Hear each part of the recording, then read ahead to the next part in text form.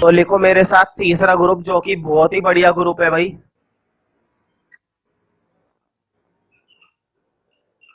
Spelling का विशेष रूप से ध्यान रखो इस तरह के टॉपिक में।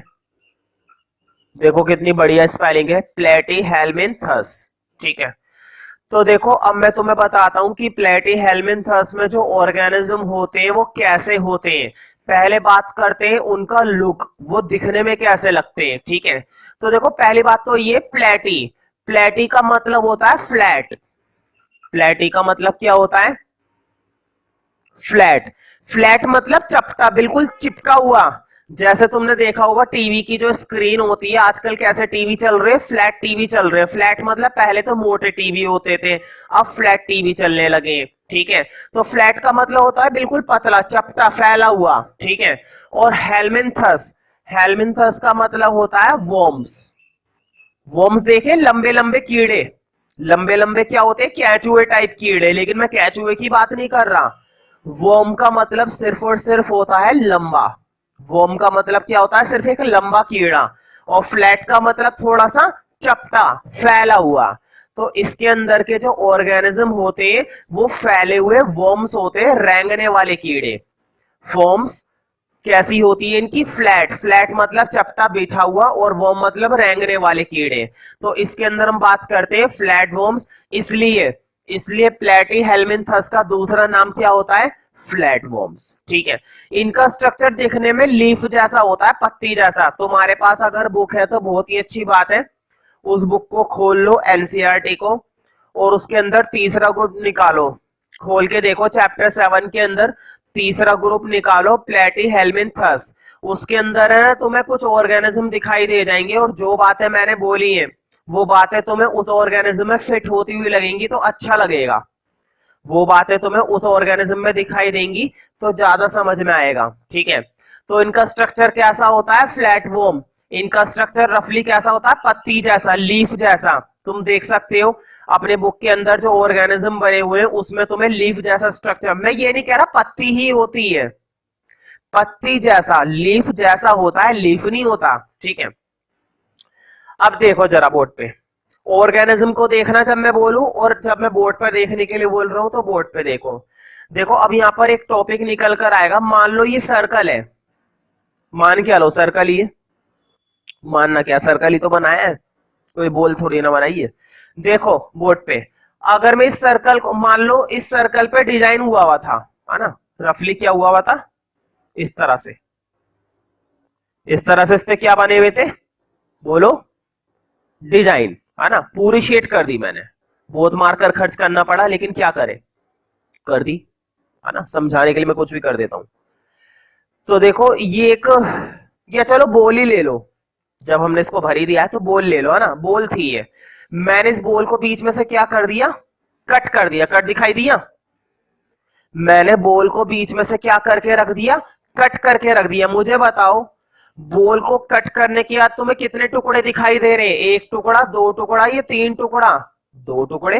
भाई बीच में से एक बार कट कराए तो दो ही टुकड़े बनेंगे, दूसरी बार कट करूंगा तो चार टुकड़े बनेंगे, लेकिन फिलहाल एक बार की बात करते हैं। मैंने एक बार कट करा। मुझे बताओ, देखो बोर्ड पे, जब हम किसी चीज को बीच में से कट करते हैं उसकी एक साइड इधर बचती है और एक साइड इधर बचती है, बच रही है ना? बोल के केस में तो बच रही है, बोल के केस में तो बच रही है, एक साइड इधर एक साइड इधर। मुझे बताओ, बोल के केस में इधर वाला हिस्सा और इधर वाला हिस्सा सेम नहीं लग रहा क्या?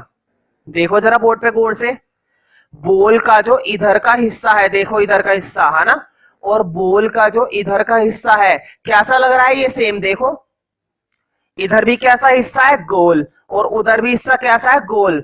दोनों तरफ का स्ट्रक्चर सिमिलर है या नहीं है? सिमिलर। ध्यान रखना, ऐसे ऑर्गेनिज्म, ध्यान से सुनो, बहुत इंपॉर्टेंट बात बताने वाला हूं। 9th क्लास में बहुत कम टीचर होते हैं जो ये सब बातें बताते हैं, लेकिन मैं बताऊंगा। ऐसे ऑर्गेनिज्म जिनको बीच में कट करने से, ध्यान से सुनो, ऐसे ऑर्गेनिज्म जिनको बीच में कट करने से इधर का स्ट्रक्चर और उधर का स्ट्रक्चर, एक साइड का स्ट्रक्चर और दूसरी साइड का स्ट्रक्चर लुक सिमिलर, कैसा दिखाई देता है? सिमिलर दिखाई देता है। सिमिलर मतलब एक जैसा, उनकी प्रॉपर्टीज, उनका फीचर, उनका लुक कैसा होता है, एक जैसा होता है। ऐसे ऑर्गेनिज्म कहलाते हैं बाइलैटरल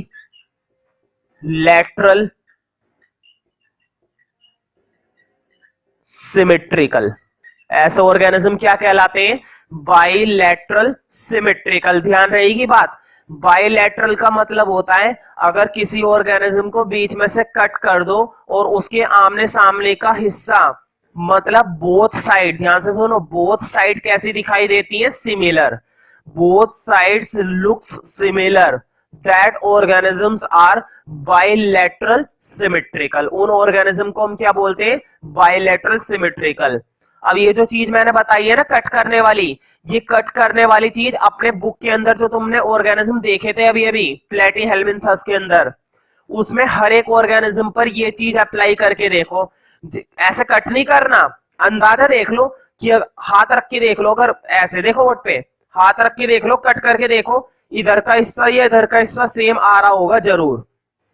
किसी एक एक्सिस से कट करो, देखो बायलैटरल में सेम आएगा। रफली मैं कह रहा हूं, मैं ये नहीं कह रहा एग्जैक्टली बिल्कुल जैसा सेम टू सेम इधर है एग्जैक्टली सेम टू सेम इधर आता है, नहीं, है ना। लुक वाइज लुक वाइज दिखने में एक जैसा लगेगा, बस समझ रहे हो ना। तो ऐसे ऑर्गेनिज्म को हम क्या बोलते हैं, bilateral.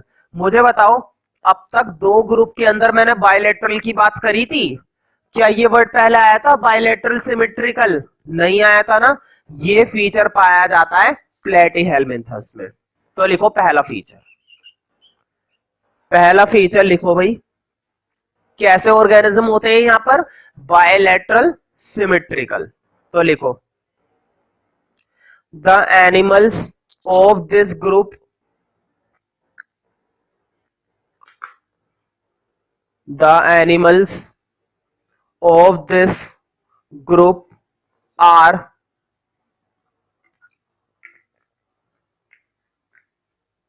the animals of this group are bilateral symmetrical। Board पे लिखी हुई है स्पेलिंग,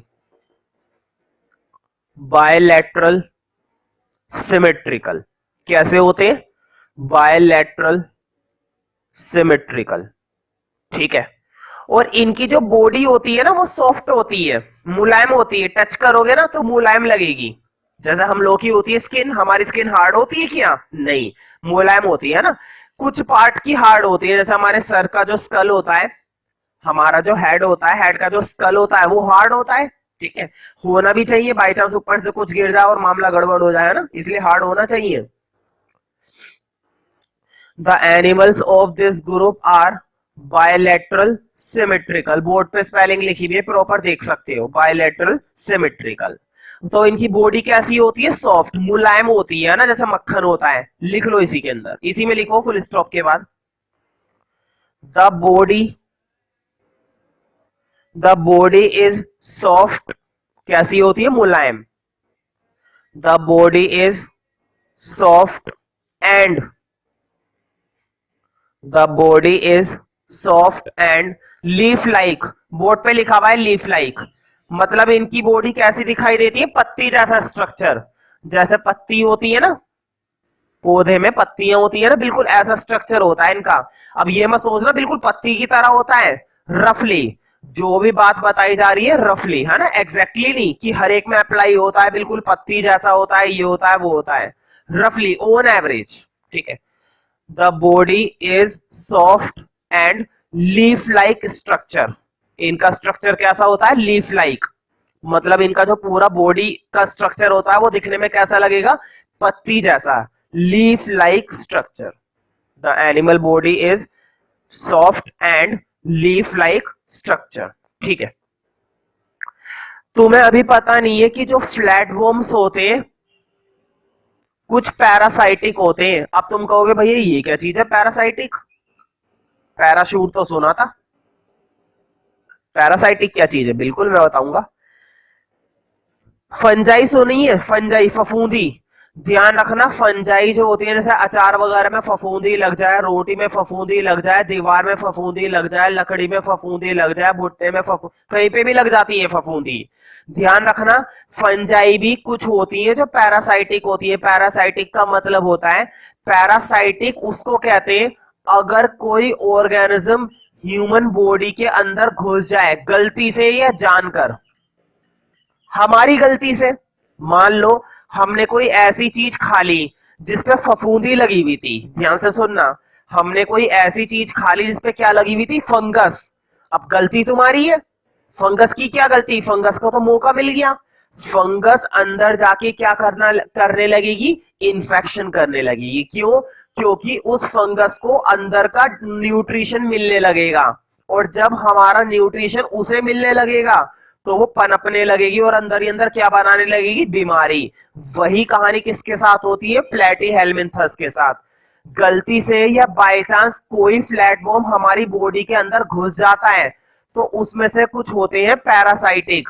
पैरासाइटिक का मतलब होता है जो किसी बॉडी के अंदर घुस जाते हैं और घुसने के बाद, ध्यान से सुनो, घुसने के बाद बैठते नहीं है खाली, तुम्हारी तरह नहीं है जो खाली बैठेंगे, अंदर घुसने के बाद हमारी बॉडी को नुकसान पहुंचाने लगते हैं और अपना न्यूट्रिशन लेने लगते हैं। और मुझे बताओ, सीधी बात है, जब कोई अर्थवर्म या कोई कीड़ा वगैरह अंदर चला जाएगा तो नुकसान ही पहुंचाएगा ना।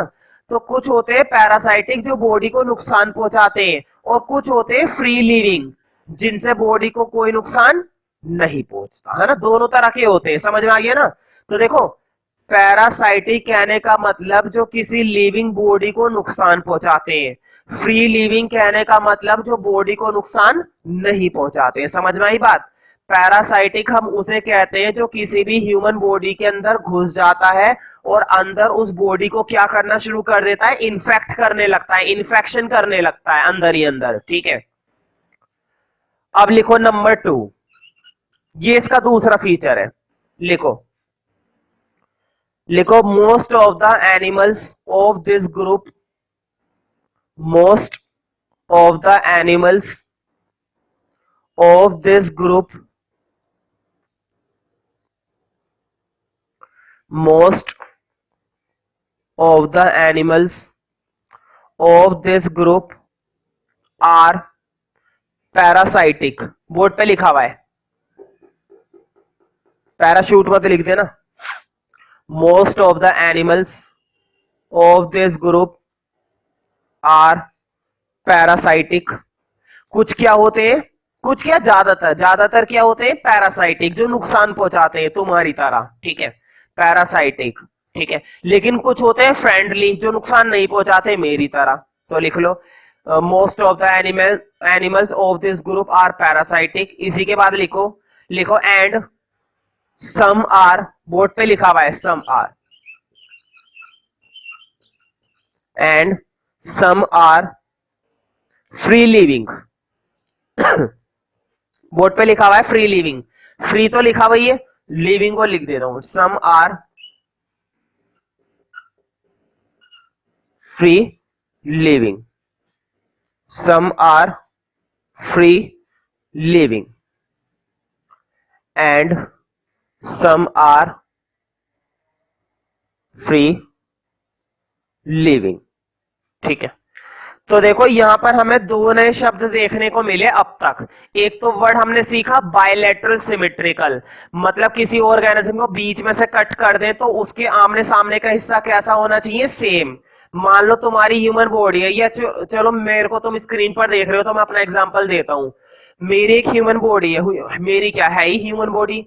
अगर मैं अपने आप को बीच में से, या मुझे कोई बीच में से इस तरह से कट कर दे, सोचो बीच में से कट कर दे तो मेरा इधर का हिस्सा और इधर का हिस्सा सेम है ना। बताओ, बीच में से कट कर देंगे तो इधर का स्ट्रक्चर और इधर का स्ट्रक्चर सेम आएगा ना, बिल्कुल आमने सामने का स्ट्रक्चर सेम आएगा। क्यों? क्योंकि हम भी क्या होते हैं, बायलैटरल सिमेट्रिकल। तुम्हारा भी बॉडी डिजाइन, तुम्हारे दोस्त का भी बॉडी डिजाइन, हर एक इंसान का बॉडी डिजाइन कैसा होता है, बायलैटरल सिमेट्रिकल। कई बार पेपर में आ चुका है ह्यूमन बीइंग बायलैटरल सिमेट्रिकल है या नहीं, तो तुम्हें जवाब देना है यस है, बिल्कुल हम भी है भाई। जब इतने से फ्लैट वो में कीड़े तक है तो हम नहीं होंगे, हम भी होंगे, ठीक है। तो देखो बायलैटरल सिमेट्रिकल का मतलब समझ में आया। पैरासाइटिक मतलब जो ह्यूमन बीइंग को नुकसान पहुंचाते हैं, ठीक है। अब एक नया वर्ड आने वाला है, बहुत ही बढ़िया बढ़िया वर्ड है, उनको ध्यान से सुनना, समझना और देखना। ध्यान रखो, जब किसी भी ऑर्गेनिज्म की शुरुआत होती है या बॉडी के अंदर कोई सा भी ऑर्गन बनता है या सेल बनता है, तो सबसे पहले उसके अंदर कितनी लेयर बनने लगती है? 3 लेयर। कम से कम कितनी लेयर की शुरुआत होती है? 3 लेयर की। कौन कौन सी? सबसे पहली लेयर होती है हमारी एक्टोडर्म। शायद मैंने पहले भी बताया था, नहीं बताया तो कोई बात नहीं, अब बता तो रहा हूं। पहली लेयर हमारी कौन सी होती है? एक्टोडर्म। दूसरी लेयर होती है हमारी मेसोडर्म, ये बिल्कुल बीच में होती है। और थर्ड जो कि सबसे एंड में होती है वो होती है हमारी एंडोडर्म। कई बार पेपर में पूछा गया है, जब कोई ऑर्गेनिज्म या जब कोई सेल या जब कोई ऑर्गन, किसी भी चीज की शुरुआत होती है लिविंग बीइंग के अंदर, किसी भी जीवित चीज के अंदर जब किसी चीज की शुरुआत होती है तो सबसे पहले बनने वाली लेयर्स के नाम बताइए। तो देखो, एक्टोडर्म, मेसोडर्म, एंडोडर्म। क्योंकि जब ऑर्गेनिज्म बनता है तब ये बनती है, तो इसलिए इनको क्या बोला जाता है? Germ layers. कौन सी लेयर? Germ layers. अब क्वेश्चन ये है कि क्या हर ऑर्गेनिज्म में ये लेयर होती है? ध्यान रखना, हर ऑर्गेनिज्म में नहीं होती। क्या मैंने स्पॉन्जिस में किसी लेयर की बात करी थी? नहीं करी थी, है ना? तो ध्यान रखो, जिसके अंदर 2 लेयर होती है उनको बोला जाता है डिप्लोब्लास्टिक। ध्यान से सुनो, जिसके अंदर कितनी लेयर होती है? 2 लेयर, उनको क्या बोला जाता है? डिप्लोब्लास्टिक। जिनके अंदर ये तीनों की तीनों लेयर होती हैं, जिनके अंदर ये तीनों की तीनों लेयर होती है उनको बोला जाता है ट्रिप्लोब्लास्टिक। नाम से पता चल रहा है भाई। देखो, ट्रिप्लो मतलब तीनों लेयर, डिप्लो डाई, डाई का मतलब 2 लेयर। तो अगर कोई ऑर्गेनिज्म के अंदर सिर्फ 2 लेयर है तो उन एनिमल को क्या बोला जाएगा? डिप्लोब्लास्टिक। अगर किसी ऑर्गेनिज्म के अंदर 3 लेयर है तो उन ऑर्गेनिज्म को क्या बोला जाएगा? ट्रिप्लोब्लास्टिक। अब मैं तुम्हें एक चीज बताता हूं कि प्लेटी हेलमिंथस में ये तीनों की तीनों लेयर होती हैं। प्लेटी हेलमिंथस में कितनी लेयर होती हैं? ये तीनों की तीनों लेयर होती हैं। तो मुझे बताओ, डिप्लोब्लास्टिक बोलोगे या ट्रिप्लोब्लास्टिक बोलोगे? तीनों लेयर होती है भाई, तीनों लेयर होती है, तो क्या बोलना पसंद करोगे? ट्रिप्लोब्लास्टिक। पसंद नहीं करोगे, बोलना ही है। लिखो अब तीसरा फीचर। समझ में आया ट्रिप्लोब्लास्टिक का मतलब? जब किसी ऑर्गेनिज्म, किसी ऑर्गन, किसी टिश्यू की शुरुआत होती है बॉडी के अंदर या बॉडी की, तो इनिशियल लेवल पर उस पर ये लेयर बनती है जिनको हम कहते हैं जर्म लेयर्स। किसी में 2 बनती है तो उनको बोलते हैं। अब तुम कहोगे भैया किसी में 2 और किसी में 3 क्यों बन रही है? भाई नेचुरली ऐसी होता है, मेरी गलती थोड़ी ना है। ह्यूमन बीइंग में तीनों बनती है, तो क्या रोकोगे? क्या बनेगी? नेचुरली ऐसी हो रहा है। अब तुम सोचो कि हमारी बॉडी में लीवर क्यों होता है? होता है, ये पता है।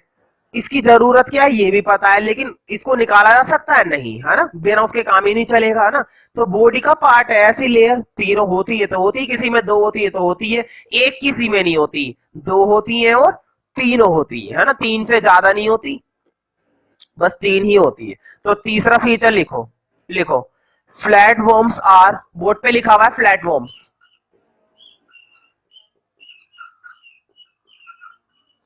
Flatworms are triploblastic animals. Flatworms are triploblastic animals. Triploblastic animals. Triploblastic animals होते हैं फ्लैटवर्म। क्यों? क्योंकि इनके अंदर तीनों की तीनों लेयर प्रेजेंट होती हैं। कितनी लेयर प्रेजेंट होती हैं? तीनों की तीनों लेयर। और कौन कौन सी मैंने लिखवा रखा है? एक्टोडर्म, मेसोडर्म और एंडोडर्म, है ना? Flatworms are triploblastic animals. Flatworms are triploblastic animals. लिख लो, because all 3 layers are present. Because all 3 layers, all 3 layers are present. नाम लिखना चाहोगे? लिख लो, कई बार 1 नंबर में आ जाता है कि उन 3 लेयर का नाम बताइए, है ना?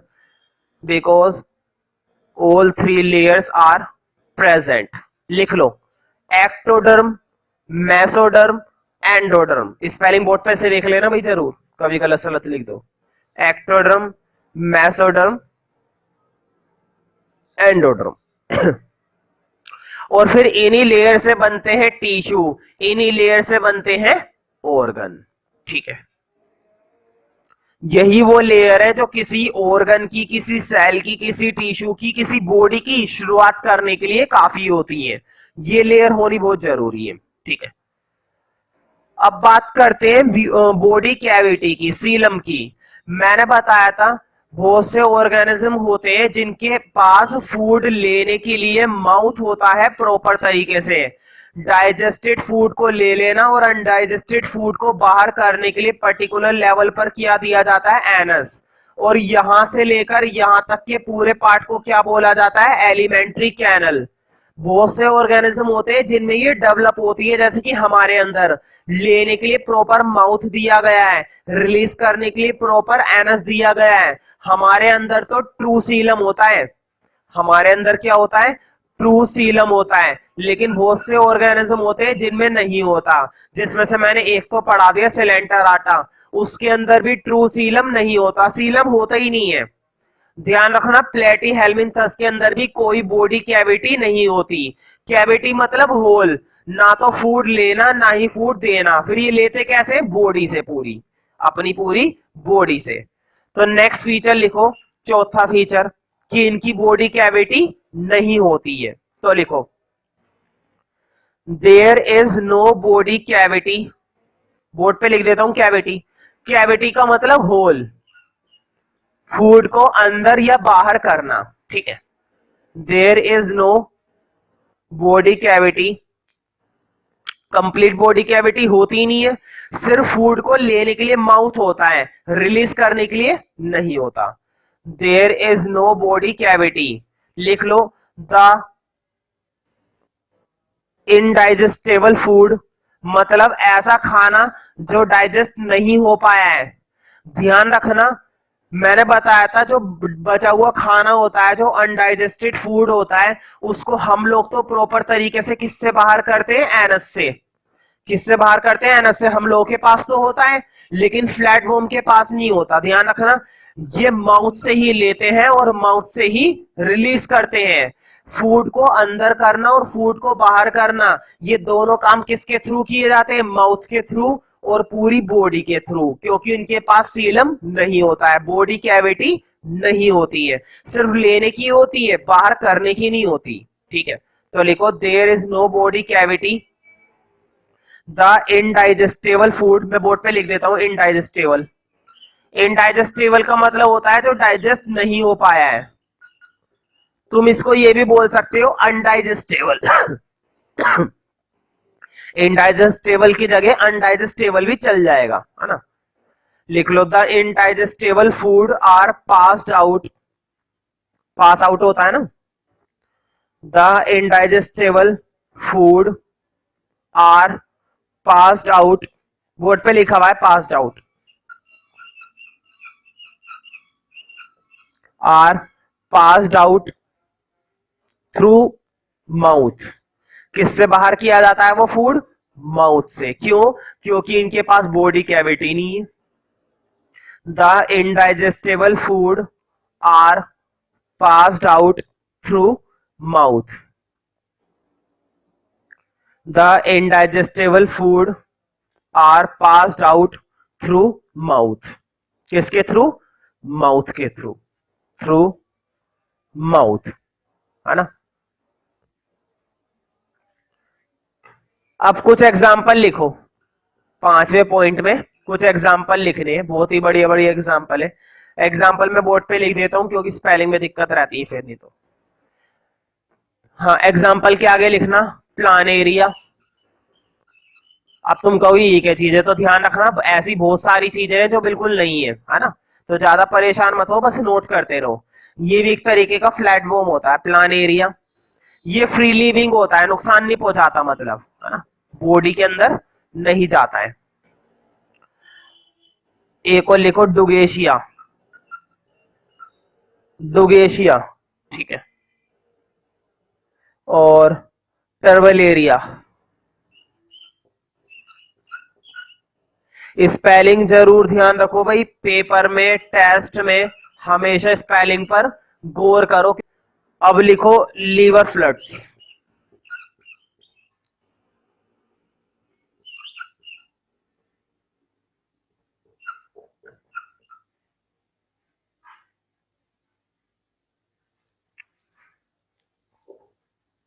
लीवर फ्लक्स है, देखो नाम से ही पता चल रहा है, ध्यान रखना। ये वाला जो फ्लैट वॉर्म है ये बाई चांस लीवर में पनपने लगता है कई बार, गंदा खाने की वजह से, या ऐसा फूड खा लेते हैं जिसमें जम वगैरह होते हैं, मिट्टी वगैरह होती है ना, जो अच्छा नहीं होता, फ्रेश फूड नहीं होता, उसकी वजह से लीवर फ्लक्स जो है हमारे लीवर में बनने लगता है और चिपक जाता है और डाइजेशन में हेल्प नहीं लेने देता, खराब कर देता है सारा मामला। ये पैरासाइटिक है, ब्रैकेट में लिख लेना, नुकसानदायक है ये हमारा क्या है, पैरासाइट। ब्रैकेट में बस ये लिख लो पैरासाइट, पैरासाइटिक मत लिखो, पैरासाइट लिख लो बस, बहुत है ना पैरासाइट। एक और लिख लो फैसियोला, फैसियोला।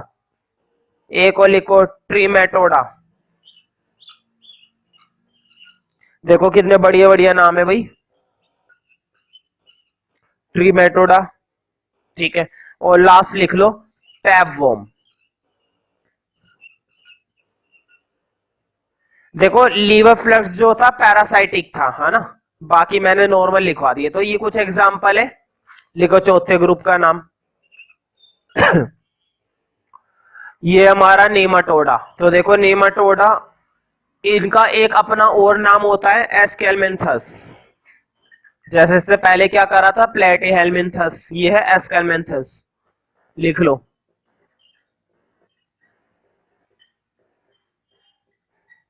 इनके दूसरे दूसरे नाम में इसलिए लिखवा देता हूं ताकि तुम्हें ध्यान रहे, और बाई चांस पेपर में अगर दूसरे नाम से आता है तो तुम उसको तुरंत पहचान लो।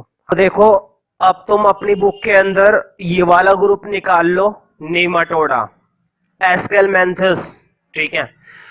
तो जरा ऑर्गेनिज्म को गौर से देखो, मैं उम्मीद करता हूं तुमने ग्रुप निकाल रखा होगा नेमाटोडा का। इसमें ऑर्गेनिज्म का स्ट्रक्चर देखो, थोड़ा थोड़ा सिलेंड्रिकल नहीं है, कैसा होता है सिलेंड्रिकल। मैं ये नहीं कह रहा कि बिल्कुल ये है सिलेंडर बना हुआ, मैं ये तो कह ही नहीं रहा हूं, रफली कह रहा हूं कि सिलेंड्रिकल जैसा लगना चाहिए, रफली, रफली सिलेंड्रिकल लग रहा होगा, है ना, लंबा और रेक्टेंगुलर थोड़ा सा। क्यों, क्योंकि इनका स्ट्रक्चर पत्ती जैसा नहीं होता, इनका स्ट्रक्चर होता है सिलेंड्रिकल। ये दिखने में कैसे लगते हैं, सिलेंड्रिकल। दूसरी चीज, थोड़ा सा स्ट्रक्चर फ्लैट भी दिख रहा होगा, फ्लैट भी होते हैं, थोड़ा बहुत स्ट्रक्चर इनका फैला हुआ दिख रहा होगा, चपटा फ्लैट, तो थोड़ा बहुत ऑर्गेनिज्म इसमें कैसा होता है, फ्लैट भी होता है। तुम्हें याद है ना बायलैटरल सिमेट्री किसे कहते हैं, बायलैटरल उसे कहते हैं जिसको बीच में से कट कर दिया जाए तो इधर का हिस्सा और उधर का हिस्सा कैसा दिखाई देता है, सेम। बायलैटरल सिमेट्रिकल कहने का मतलब किसी भी ऑर्गेनिज्म को जब हम बीच में से कट करते हैं तो उसका दोनों साइड का स्ट्रक्चर लुक सिमिलर, एक जैसा दिखता है। ध्यान रखना, जो हमारा नेमाटोडा होता है इसके अंदर भी जो एनिमल होते हैं उनके अंदर भी बायलैटरल सिमेट्रिकल की खासियत पाई जाती है। जो खासियत मैंने तुम्हें किस में बताई थी, प्लेटीहेल्मिन्थस में, वही खासियत इसमें भी पाई जाती है। दूसरी चीज, तो मैंने बताया था ना, तीन जर्म लेयर होती है, एक्टोडर्म, मेसोडर्म और एंडोडर्म। ध्यान रखना, नेमाटोडा के जो ऑर्गेनिज्म होते हैं इनमें भी तीनों लेयर होती हैं, और अगर तीनों लेयर होती हैं तो मुझे बताओ ये भी कैसे हैं, ट्रिप्लोब्लास्टिक है या डिप्लोब्लास्टिक है। देखो तीन लेयर है, तीन लेयर मतलब ट्रिप्लोब्लास्टिक। तो लिखो पहला फीचर, इस बार पहले फीचर के अंदर तीनों बातें आ गई। पहली चीज, इनका स्ट्रक्चर कैसा होता है, सिलेंड्रिकल, मतलब कैसे दिखते हैं, सिलेंड्रिकल शेप के, ठीक है। दूसरी बात, इनका स्ट्रक्चर बायलैटरल होता है, बायलैटरल मतलब बीच में से कट भी कर दोगे तो भी आमने सामने का हिस्सा कैसा दिखाई देगा, सेम, कट करने पर। तीसरी चीज, इसमें तीनों लेयर शामिल होती है, मतलब ट्रिप्लोब्लास्टिक, समझ में आ रहा है ना। लिखो पहला feature, the animal body is cylindrical. Board पे लिख देता हूं मैं स्पेलिंग, खुद से लिखो तो अच्छी बात है, नहीं तो बोर्ड पे तो लिखा वही है। The animal body is cylindrical और फ्लैट, है ना, मतलब थोड़ी सी चपटी फैली हुई। The animal body is cylindrical और flat, the animal body is cylindrical और flat, comma bilateral symmetrical. Board पे लिख दूं स्पेलिंग, मैं क्यों लिखूं, वहां से देख लो, प्लेटीहेल्मिन्थस में मैंने लिखवाई थी, वहां से देख लो, अगर देखना चाहते हो तो, याद है तो लिख लो। The animal body is cylindrical और flat, comma bilateral symmetrical, bilateral symmetrical, comma triploblastic, triploblastic भी वहीं से देख लेना, कॉमा ट्रिप्लोब्लास्टिक, ट्रिप्लोब्लास्टिक। कभी कभी ना ये ऑर्गेनिज्म इतने छोटे होते हैं, बहुत ही छोटे होते हैं, ठीक है, और इनकी लेंथ कभी कभी सेंटीमीटर तक होती है ना, मान लो 2 सेंटीमीटर का वॉर्म, 5 सेंटीमीटर का, 10 सेंटीमीटर का, ठीक है, इस तरह से। तो ये बात लिख लो दूसरे पॉइंट पे, लिखो दूसरा फीचर, लिखो the body size from microscopic, microscopic का मतलब होता है सूक्ष्म, बहुत ही छोटा, ठीक है, माइक्रोस्कोप के लेवल का। द बॉडी साइज मतलब बॉडी साइज को डीपली देखना है तो हमें माइक्रोस्कोप का इस्तेमाल करना पड़ता है। The body size from microscopic, board पे लिखा हुआ है माइक्रोस्कोपिक, माइक्रोस्कोपिक मतलब इतना छोटा जिसे हम किसकी हेल्प से देख सकते हैं, सिर्फ माइक्रोस्कोप की हेल्प से। The body size from microscopic to, board पे लिखा हुआ है to, microscopic to several centimetres, several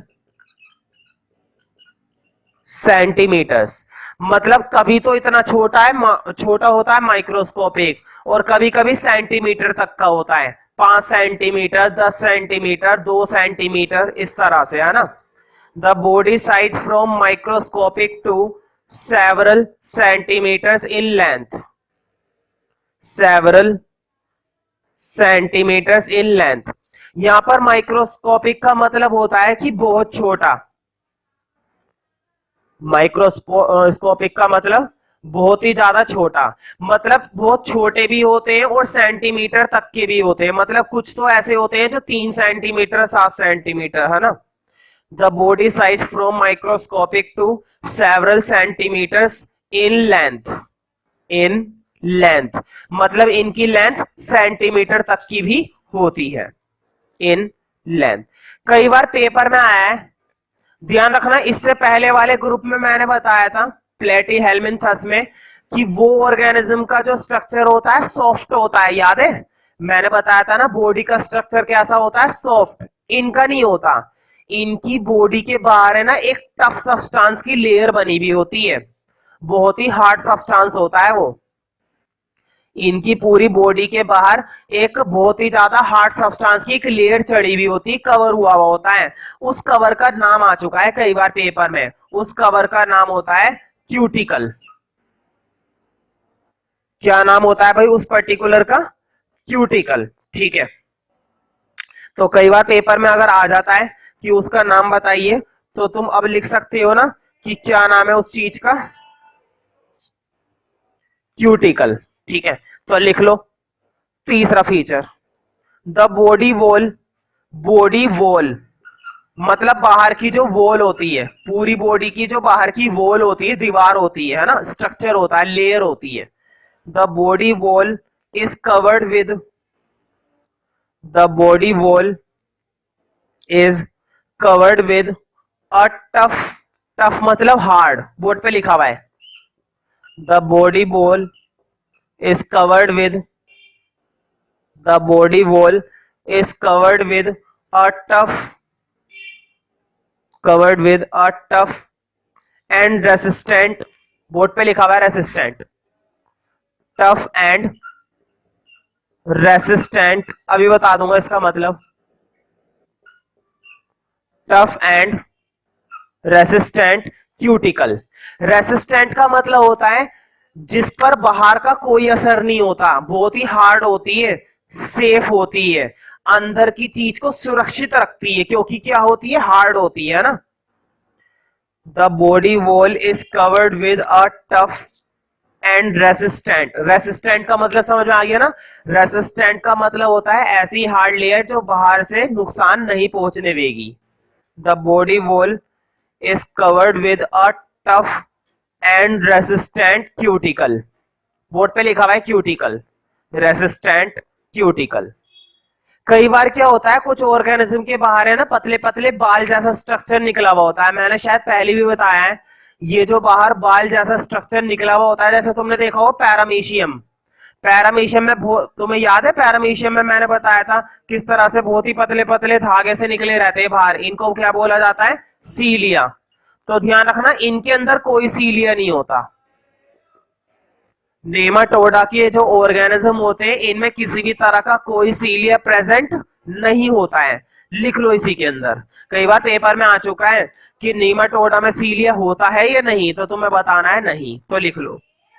सीलिया मतलब पूरी बॉडी के बाहर जो हेयर जैसा स्ट्रक्चर निकला रहता है, बाल जैसा स्ट्रक्चर, वो बाल जैसा स्ट्रक्चर क्या कहलाता है, सीलिया। तो लिख लो मुझे बताओ, देख के अपने बुक के अंदर ग्रुप में देखो, इसी में नीमाटोडा में एक भी ऑर्गेनिज्म के बाहर बाल जैसा स्ट्रक्चर नहीं निकल रहा ना, क्योंकि सीलिया होता ही नहीं है। तो लिख लो सीलिया आर एब्सेंट, सीलिया आर एब्सेंट। ठीक है, तो देखो मैंने तुम्हें बताया था अब तक जो मैंने दो पढ़ाए थे, सिलेंटराटा और प्लेटीहेल्मिन्थस, उसमें तो सीलम प्रेजेंट होता ही नहीं है, सिर्फ क्या होता है, माउथ होता है, सिर्फ क्या होता है, माउथ। इनमें सीलम प्रेजेंट होता है लेकिन नकली, माउथ होता है, अंदर की कैनल भी होती है, लेकिन प्रॉपर तरीके से एनस नहीं होता है। ध्यान से सुनो, माउथ भी होता है, अंदर की कैनल भी होती है, लेकिन एनस प्रॉपर तरीके से नहीं होता है। इसका मतलब ये हुआ कि इसमें सीलम प्रेजेंट तो है लेकिन नकली, इसलिए क्या वर्ड यूज करते हैं, स्यूडोसीलम। इसमें सीलम नहीं होता, इसमें प्रेजेंट होता है स्यूडोसीलम। कहीं पर भी ये शब्द लग जाता है ना स्यूडो, तो स्यूडो का मतलब होता है टेम्परेरी, स्यूडो का मतलब होता है नकली। इसमें सीलम प्रेजेंट है लेकिन कैसा सीलम, नकली सीलम। ठीक है, लेने के लिए है फूड, अंदर पास करने के लिए और बाहर रिलीज करने के लिए भी है एनस, लेकिन कंप्लीट एनस नहीं है, प्रॉपर तरीके से यहाँ पर एनस डेवलप होता ही नहीं है। माउथ भी होता, एनस भी होता, अंदर की कैनल भी होती, तो असली सीलम है, लेकिन यहाँ पर एनस बहुत अच्छे से डेवलप नहीं होता है, इसलिए यहाँ पर जो सीलम पाया जाता है वो कैसा सीलम है, स्यूडोसीलम, नकली, असली नहीं, नकली। ठीक है, बाकी इसके बारे में हायर क्लासेस में पढ़ने को मिलेगा, ज्यादा डीप में मत जाओ, हल्का फुल्का समझ लो बस। लिखो चौथा, फिर भी अगर एक्स्ट्रा नॉलेज लेना चाहते हो, भर भर के लेना चाहते हो, तो मुझसे पूछो क्लास में, मैं भर के गूगल पे से देख देख के अंधाधुंध बताऊंगा, लेकिन कोई फायदा नहीं है जानने के लिए। ठीक है, नॉलेज के लिए जानना चाहते हो तो मुझे जरूर बताना। ठीक है, चौथा फीचर लिखो। तो देखो ट्रू सीलम तो नहीं होता लेकिन स्यूडोसीलम होता है, तो लिख लो फोर्थ में, pseudocoelom present in nematodes. Board पे लिखी हुई है spelling, pseudocoelom present in, pseudocylum present in nematodes, pseudocylum present in nematodes। तो इसके अंदर pseudocylum प्रेजेंट होता है। तो तुम्हें एक बात याद होगी, मैंने पिछले ग्रुप में बताया था पैरासाइटिक, पैरासाइटिक उन्हें कहते हैं हम जो ह्यूमन बॉडी को नुकसान पहुंचाते हैं, उनके अंदर घुस जाते हैं, डिसीज बनाते हैं, बीमारियां बनाते हैं, है ना। ध्यान रखना यही खासियत नेमाटोडा की भी है। लिखो ये भी कैसे होते हैं, पैरासाइटिक होते हैं, बल्कि ज्यादातर पैरासाइटिक ही होते हैं ये। तो लिखो these animals are generally parasitic, spelling पिछले ग्रुप में से देख लेना। These animals are generally parasitic. These animals are generally parasitic and cause disease, board पे लिखा हुआ है कोज एंड कोज डिसीज, और क्या बनाते हैं डिसीज, डिसीज मतलब बीमारियां, and cause disease, and cause disease. और कुछ ऐसे होते हैं जो मिट्टी वगैरह में रहते हैं, फ्री लिविंग होते हैं, नुकसान नहीं पहुंचाते।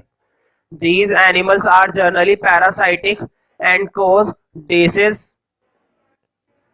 And cause disease. और इसी में लिख लो कुछ फ्री लिविंग होते हैं, तो लिख लो and some are, and some are free living, कुछ कैसे होते हैं फ्री लिविंग होते हैं, and some are free living in soil and water, है ना, मिट्टी वगैरह में या पानी वगैरह में। Some are free living in soil and water, some are free living in soil and water, मिट्टी वगैरह में या पानी वगैरह में एग्जिस्ट करते हैं। तो अब इसके कुछ एग्जांपल नोट करना, सिक्स्थ के अंदर ज्यादा एग्जांपल नहीं है, 2-3 एग्जांपल ही है। लिखो फर्स्ट एग्जांपल, स्पेलिंग में लिख देता हूं, एस्कैरिस, फर्स्ट एग्जांपल है एस्कैरिस। अगला लिखो वुचरेरिया,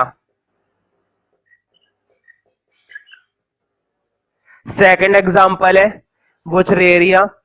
और तीसरा एग्जांपल नोट करना,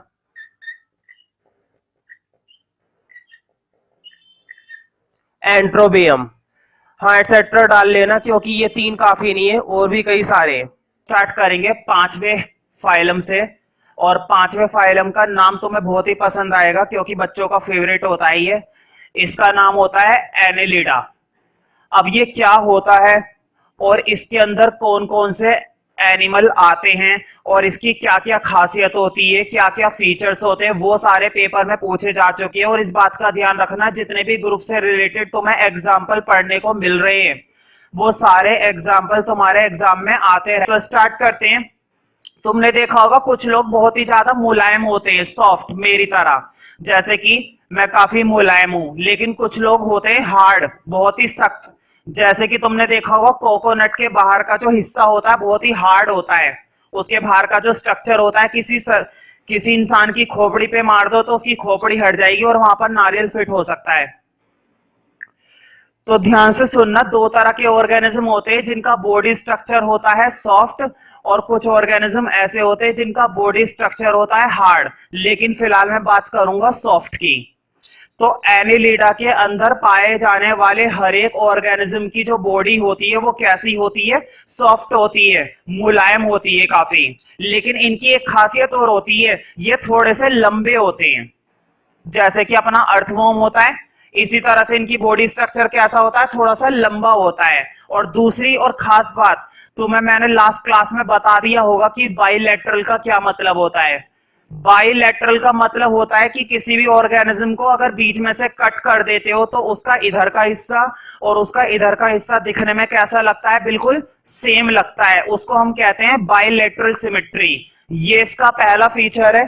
लिखो नंबर 1 फर्स्ट फीचर। तो ध्यान से सुनो, 2-3 बातें मैंने बता दी। बॉडी स्ट्रक्चर कैसा होता है, soft.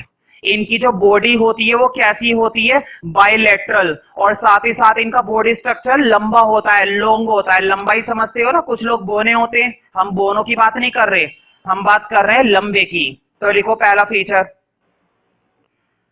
The animal body is soft, the animal body is soft, the animal body is soft, comma elongated। elongated का मतलब होता है लंबा, मतलब इनका जो बॉडी होता है वो थोड़ा सा लंबा होता है। लंबा समझते हो ना, आजकल तो वैसे भी लंबे लंबे लोगों का जमाना है। Soft, comma elongated, comma bilateral. Board पे लिखी हुई है स्पेलिंग, तुम लोग देख सकते हो, और अगर खुद से लिखोगे तो ज्यादा अच्छी बात रहेगी। Bilateral symmetrical. और वैसे भी ये शब्द तुम्हारे पहले भी आ चुके हैं, तो मैं उम्मीद करता हूं कि तुम्हें वहां से वो शब्द देखने में काफी आसानी रहेगी। लेकिन अगर फिर भी वो शब्द तुम्हें नहीं मिल पा रहे हैं तो तुम बोर्ड पर से देख सकते हो। ये एक अच्छी बात है कि तुम बोर्ड पर से देख पाते हो। तो देखो, इनका जो बॉडी स्ट्रक्चर होता है वो सॉफ्ट होता है, इलोंगेटेड होता है, बायलैटरल सिमेट्रिकल होता है। और सबसे बड़ी बात मैंने बताया था ना, एनिलिडा वो ऑर्गेनिज्म होता है जिसके अंदर सीलम प्रेजेंट होता है, और वो भी कैसा सीलम? ट्रू सीलम। ट्रू सीलम का मतलब होता है प्रॉपर हम फूड को लेते हैं और बाहर करते हैं। मतलब हमारे पास फूड की शुरुआत कहां से हो जाती है? माउथ से। और इस फूड की एंडिंग कहां पर खत्म होती है? जाकर एनस पर। मतलब हमारी बॉडी फूड लेती है माउथ से, और धीरे धीरे वो फूड ट्रेवल करता हुआ कहां तक पहुंचता है? एनस तक। और तब जाके वो फूड हमारा बॉडी से क्या कर दिया जाता है? बाहर कर दिया जाता है। ये जो पूरा प्रोसेस होता है, इसमें जो ऑर्गन काम आता है उस पर्टिकुलर कैनल को बोला जाता है एलिमेंट्री कैनल। कौन सी कैनल बोला जाता है? Alimentary canal. तो उम्मीद करता हूं कि तुम्हें यह मालूम होगा कि सीलम का क्या मतलब होता है। सीलम का मतलब होता है कि हमारे पास कंप्लीट सीलम है, माउथ से लेकर एनस तक।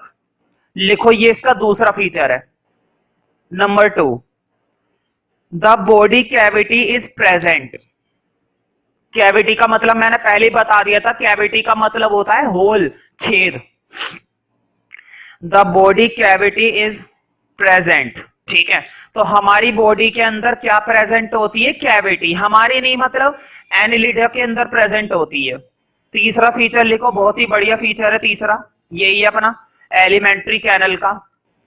The alimentary canal is complete. The alimentary, मैं तुम लोगों के लिए स्पेलिंग लिख देता हूं, तुम भी क्या याद रखोगे?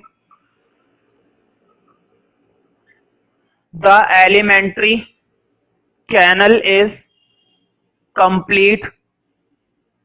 और कंप्लीट का मतलब क्या है? कंप्लीट का मतलब है माउथ से लेकर ये एलिमेंट्री कैनल कहां पर खत्म होती है? एनस तक।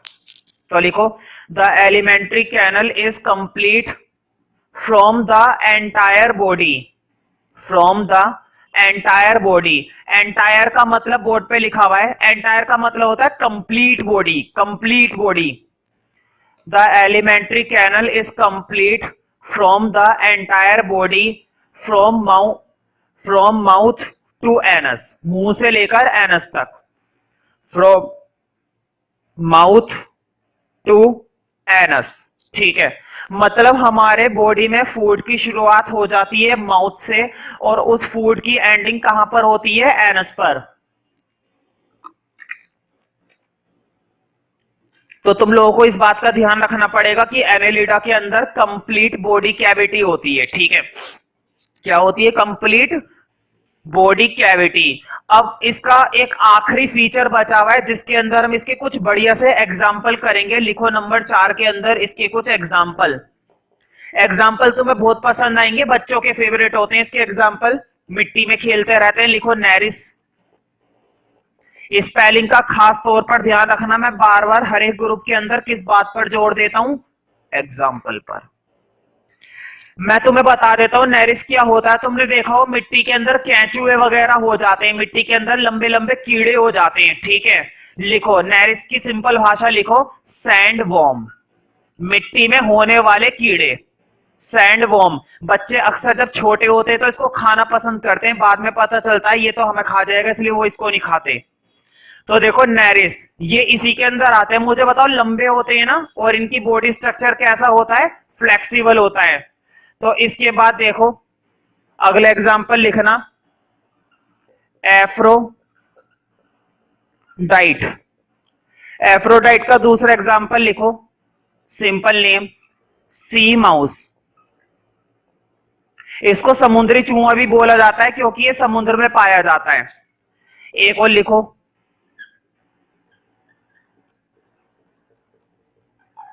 फेरेटीमा।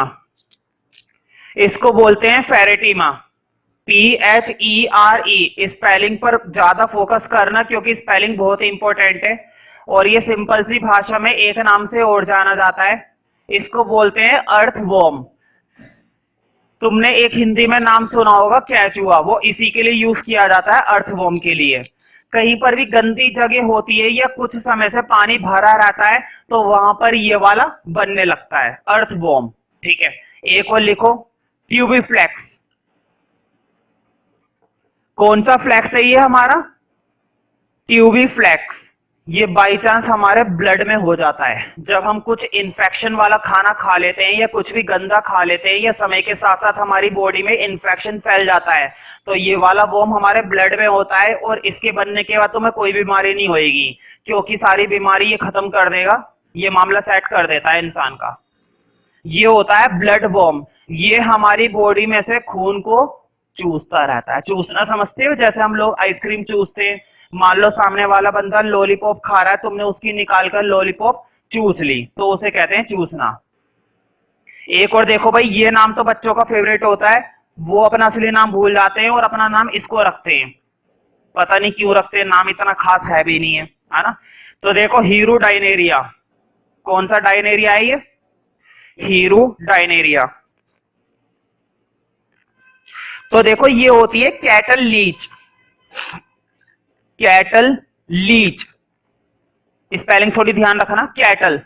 ये पशुओं की स्किन के अंदर पाई जाती है, थोड़ी लंबी होती है लेकिन उनके बालों में चिपकी हुई होती है ये हीरो डायनेरिया। ठीक है, और ये भी खतरनाक होती है, उनके लिए कोई फर्क नहीं पड़ता, हमारे लिए खतरनाक है। ठीक है, अब मैं बता देता हूं ये कहां पर पाए जाते हैं। तो देखो, वैसे तो मिट्टी में पाए जाते हैं, समुद्र के पानी में भी पाए जाते हैं और अक्सर फ्रेश वाटर में भी पाए जाते हैं। ठीक है, तो पांचवें में हम ये देख लेते हैं ये कहां पर पाए जाते हैं।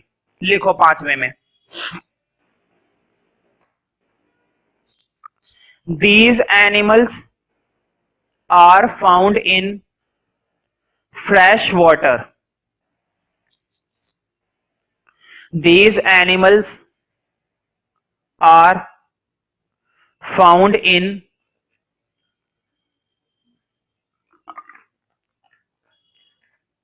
fresh water, comma marine water. Marine समझते हो ना, समुद्र। एक वो ऐड भी आता है टीवी में हाथी का, हाथी का वही मजबूत जोड़ अब मरीन में भी, मतलब समुद्र में भी, है ना। Fresh water comma marine water as well as land, as well as land, मतलब लैंड पर भी पाए जाते हैं। भाई लैंड पर इतने बड़े बड़े तुम्हारे जैसे इंसान पाए जाते हैं, ये तो फिर भी छोटे छोटे केचुए हैं।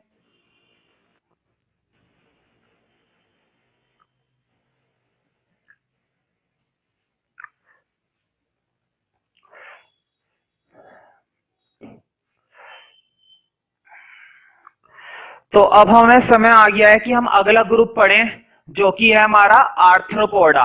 लिखो सिक्स, छठा ग्रुप। स्पेलिंगों का ध्यान रखो, ये वही ग्रुप है जिसके अंदर कॉकरोच आता है। कॉकरोच देखा है कभी? कॉकरोच तो सब जानते हैं भाई, उनका पाला कॉकरोच से पड़ता रहता है ना। हर एक के घर में क्या होते हैं, इतने इंसान नहीं होते जितने क्या होते हैं, कॉकरोच, है ना। मान लो 10 इंसान है तो 100 कॉकरोच होंगे कम से कम। तो आर्थ्रोपोडा, आर्थ्रोपोडा में ऐसे आते हैं जिसमें इंसेक्ट वगैरह आ जाते हैं, मक्खी मच्छर आ जाते हैं, उड़ने वाले आते हैं, मकड़ियां आ जाती हैं इसके अंदर आर्थ्रोपोडा में, कॉकरोच आ जाते हैं। ठीक है, टिड्डे वगैरह इसके अंदर आ जाते हैं। टिड्डे देखे हैं कभी? कभी समय निकाल के टिड्डे देखो। लिखो नंबर 1, एक सबसे बड़ी खासियत आर्थ्रोपोडा की जो तुम्हें जान लेनी चाहिए,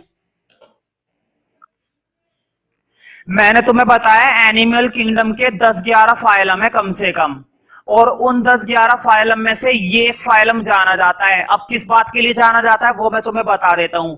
ये पूरे एनिमल किंगडम का सबसे बड़ा फाइलम माना जाता है। अभी जानकर हैरानी होगी कि मैं तुम्हें इसके अंदर कितनी स्पीशीज बताने वाला हूं। आर्थ्रोपोडा की सिर्फ इंडिया की ही नहीं, पूरे वर्ल्ड की मिलाकर जो प्रजातियां पाई जाती हैं, मतलब इसकी जो कुल स्पीशीज होती हैं वो स्पीशीज होती है 9 लाख। बताओ, 9 लाख प्रजातियां इसकी पूरे वर्ल्ड में पाई जाती है, जो कि सबसे बड़ी प्रजाति की यूनिट मानी जाती है आर्थ्रोपोडा की। ठीक है, तो तुम्हें जानकर हैरानी होनी चाहिए भाई, क्योंकि हैरानी करने वाली बात है ये। ठीक है, तो इसका पहला फीचर ये लिखाऊंगा मैं। लिखो first feature, it is a largest phylum. Phylum की स्पेलिंग लिख देता हूं भाई, तुम लोग एक नंबर के नालायक हो तो मैं लिख देता हूं बोर्ड पर, कोई दिक्कत वाली बात नहीं है। It is a largest phylum. अब क्यों है ये लार्जेस्ट फाइलम वो भी लिखवा देता हूं, तो लिखो ब्रैकेट में, ब्रैकेट में लिखो 9 लाख स्पीशीज, बोर्ड पे लिख रखा है 9 लाख, 9 लाख प्रजातियां पाई जाती है। बताओ ये तो हद ही हो गई, लूट मच रही है क्या? इतना आर्थ्रोपोडा लेकर कहां जाएंगे हम, इतने में तो पोडा हो जाता है पूरा। तो पूरी की पूरी 9 लाख स्पीशीज, ठीक है। It is the largest phylum, bracket में लिख लो 9 लाख स्पीशीज, ब्रैकेट कर दो क्लोज। अब क्या क्या आते हैं इसके अंदर वो मैं लिखवा देता हूं, तुम लोगों को क्यों परेशान होते हो, इसी पॉइंट में लिखना। लिखो फॉर एग्जाम्पल प्रॉन्स। अब बहुत सारे एग्जाम्पल ऐसे आएंगे जो तुमने नहीं देखे हैं, नहीं सुने हैं, तो ये मत सोचना ये क्या होता है वो क्या होता है। अब अगर हर एक के बारे में मैं एक एक करके बताने लग गया तो ऐसे तो फिर बहुत समय लगेगा, लेकिन फिर भी मैं तुम्हें इतनी नॉलेज जरूर दूंगा, फिर भी मैं तुम्हें इतनी नॉलेज जरूर दूंगा कि तुम्हें कोई दिक्कत ना हो। प्रोन को हिंदी में बोलते हैं झींगा वगैरह, ये पानी वगैरह में पाया जाता है या फिर सूखी मिट्टी में पाया जाता है ना। उड़ने वाला मच्छर होता है, थोड़ा सा बड़ा होता है, मच्छर से तो बड़ा ही होता है। झींगर वगैरह सुना होगा तुमने, है ना, टिड्डे टाइप होता है। प्रॉन्स कॉमा क्रैप्स, क्रैप्स सुने होंगे, कांटे होते हैं ऐसे पकड़ लेता है ये, तुम्हारे पास में जाओगे नाक खींच लेगा। क्रैप्स कॉमा इंसेक्ट्स, ये तो भाई सुने होंगे मच्छर, है ना। इंसेक्ट्स कॉमा स्पाइडर्स, ये भी सुना होगा, स्पाइडरमैन भी आता है भाई। स्पाइडर का मतलब होता है मकड़ियां, है ना, कुछ खतरनाक मकड़ियां होती हैं जो अगर एक बार तुम्हें काट ले तो दोबारा काटने की जरूरत नहीं पड़ती भाई, क्योंकि उसने एक ही बार काम कर दिया, जहरीली मकड़ी, है ना। Spiders comma shrimps, shrimps, board पे स्पेलिंग देखते जाओ, कॉपी करते जाओ, कॉपी करने में तुम लोग माहिर हो। श्रिम्प का मतलब भी वही होता है, एक तरीके का झींगा, दिखने में लगता है। प्रजातियों का फर्क है इसमें और प्रोन में, थोड़ा बहुत प्रजाति का फर्क है बस। श्रिम्प्स कॉमा स्कॉर्पियो, ये सुना होगा, आजकल तो गाड़ी भी आ रही है स्कॉर्पियो। बताओ कितना कुछ बदल गया जीवन में। टिक्स, कहता नहीं हूं मैं कि ये इंपॉर्टेंट टॉपिक है, टिक कर लो, ये वाला टिक नहीं है लेकिन। टिक का मतलब होता है पशुओं के बालों में अक्सर जू हो जाती है, उड़ने वाली जू, है ना, उनकी में होती है, उनको बोलते हैं ticks. Ticks comma mites, mites का मतलब होता है छोटी मोटी मक्खी वगैरह। कहते नहीं तेरे को मच्छर की तरह मसल दूंगा, हम कहते हैं मसल के दिखा जरा मच्छर। माइट्स कॉमा, इसके दुनिया भर के हैं भाई, मैं कितना रब करूं बोर्ड को। एक और लिखो सेंटीपैड्स, सेंटीपैड्स, और होते हैं मिलीपैड्स।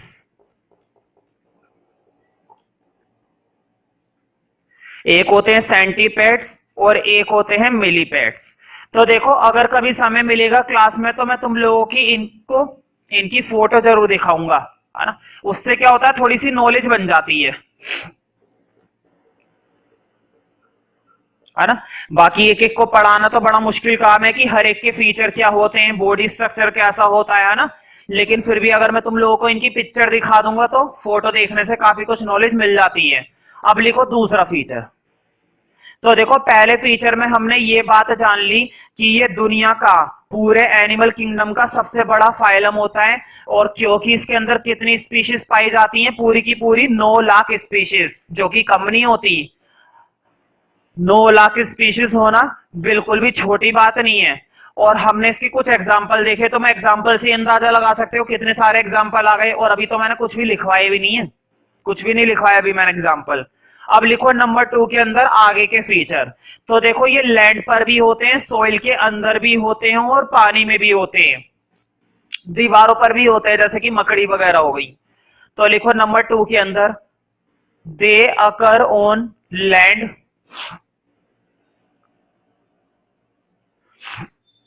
दे occur on land comma in the soil, मतलब कि मिट्टी के अंदर। They occur on land comma in the soil comma in fresh water, in fresh water, comma in sea water, समुद्री पानी, fresh water, comma in sea water and as parasites. Parasites शायद ये शब्द पहले भी आ चुका है, और अगर नहीं आया तो मैं बता देता हूं, और आया तो अच्छी बात है, फिर बता देता हूं। पैरासाइट का मतलब होता है अपना ये न्यूट्रिशन दूसरों से लेते हैं, किसी में भी घुस जाते हैं, उसको नुकसान पहुंचाते हैं, ठीक है, उन्हें कहते हैं पैरासाइट्स, है ना। बाकी पैरासाइट की नॉलेज भरपूर मात्रा में 10th क्लास में, अब इतने की जरूरत नहीं है, ठीक है। तो देखो ये लैंड पर होते हैं, मिट्टी में होते हैं, पानी में होते हैं, समुद्री पानी में होते हैं, और तो और पैरासाइट्स की फॉर्म में होते हैं। अब लिखो तीसरा फीचर। तीसरा फीचर भी बहुत इंपॉर्टेंट है, मैंने पहले ही बताया था, इसके अंदर भी क्या पाया जाता है, ट्रू सीलम, मतलब इसके पास भी एलिमेंट्री कैनल कंप्लीट होती है, माउथ से शुरू होती है, मैंने बता रखा है ना। एलिमेंट्री कैनल की शुरुआत कहां से होती है, बोलो साथ साथ, माउथ से होती है एनस तक। हम फूड की शुरुआत करते हैं माउथ से और वो खत्म होता है एनस पर, तो इसके अंदर भी कंप्लीट एलिमेंट्री कैनल प्रेजेंट होती है। तीसरा फीचर लिखो, the alimentary canal is complete. लेकिन इसमें एक दिक्कत है, एनस आगे की तरफ पीछे की होता है ना, आगे की बजाय पीछे की तरफ होता है इसका एनस, लेकिन माउथ आगे ही होता है। The alimentary canal is complete, full stop के बाद लिखो, mouth is provided, mouth is provided, mouth is provided and anus, anus कहां पर होता है, पीछे की तरफ, एंड एनस लाइज, बोर्ड पे लिखा हुआ है lies, and anus lies at the opposite side of the body, anus lies at the opposite side of the body,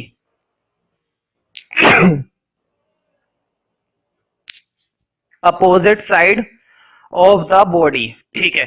तो देखो अब बात करते हैं सिमेट्रिकल की। मुझे बताओ कॉकरोच, अगर तुम लोगों के पास बुक है तो अच्छी बात है, बुक के अंदर आर्थ्रोपोडा का टॉपिक निकालो, और आर्थ्रोपोडा में अगर कॉकरोच या किसी और की फिगर दे रखी है तो उस फिगर को रफली कट करके देखो, बीच में से, रफली कह रहा हूं, तो तुम देखोगे उसका जो लेफ्ट हैंड साइड का स्ट्रक्चर है और उसका जो राइट हैंड साइड का स्ट्रक्चर है वो दिखने में कैसा लग रहा होगा, सेम। क्यों? क्योंकि आर्थ्रोपोडा के अंदर भी जो ऑर्गेनिज्म होते हैं वो कैसे होते हैं, बाइलेटरल सिमेट्रिकल। ये इसका चौथा फीचर है, लिखो चौथा feature, these animals are bilaterally, these animals are bilaterally symmetrical, bilaterally symmetrical and segmented। segmented का मतलब होता है पूरी बॉडी टुकड़ों में होती है, segmented, bilaterally symmetrical and segmented. तुमने देखा हो कॉकरोच के भी हिस्से होते हैं, हैंड का, लेग्स का, उसके जो विंग्स होते हैं वो वाले पार्ट, और उसके लेग्स वगैरह सारा पार्ट अलग अलग होता है उसका। तो सेगमेंटेड का मतलब ये होता है, ठीक है। तो देखो मैंने कुछ एग्जांपल पहले बता दिए थे, वो एग्जांपल नहीं थे, वो स्पीशीज थी, है ना। एग्जांपल जैसे कि प्रॉन्स, मैंने तुम्हें बताया होगा प्रॉन्स, प्रॉन के अंदर भी बहुत सारे एग्जांपल आते हैं। अब 5वें में लिखो एग्जांपल, पहले तो लिखना प्रॉन, प्रॉन एक स्पीशीज है, लेकिन प्रॉन के अंदर कौन कौन से एग्जांपल आते हैं वो ब्रैकेट में लिखो। तो देखो प्रॉन के अंदर एक ही एग्जांपल लिख लो, ये तुम्हें बहुत पसंद आएगा, पैलेमोन। तुमने डोरेमोन सुना होगा, उसी से मिलता जुलता है ये पैलेमोन। एक होती है हाउस फ्लाई, उस नाम पर अक्सर बच्चों को हंसी आ जाती है, तो तुम वो नाम देखोगे तो तुम्हें पता चलेगा कि हंसे क्यों थे वो लोग। ये होती है हमारी हाउस फ्लाई, घर में उड़ने वाली नॉर्मल मक्खी है, ठीक है, इसकी भी प्रजातियां होती है। हाउस फ्लाई में मैं एक चीज लिखवा देता हूं, हाउस फ्लाई कहने का मतलब मस्का। ये होती है नॉर्मल घर में उड़ने वाली मक्खी, मतलब कि क्या उड़ रही है, मस्का उड़ रही है ना। तो किसी से कहना घर में देखो मम्मी कितने सारे मस्का हैं, तो तुम्हारी मम्मी तुम्हें मस्का लगाएंगी बहुत। एक और लिखना उधर बटरफ्लाई, बटरफ्लाई तो बच्चा बच्चा जानता है भाई। और कोमला की ओर लिखो सेंटीपेड, याद है ना अभी स्टार्टिंग में सेंटीपेड आया था, उस सेंटीपेड के एग्जांपल अब लिखवा रहा हूं। सेंटीपेड के अंदर आ जाते हैं स्कोलोपेंड्रा। कौन सा पेंड्रा आता है इसके अंदर, स्कोलोपेंड्रा। तो ये कुछ एग्जाम्पल है जो कि आर्थ्रोपोडा के अंदर आते हैं, और मैंने इनकी स्पीशीज के हिसाब से तुम्हें एग्जाम्पल लिखवाए हैं।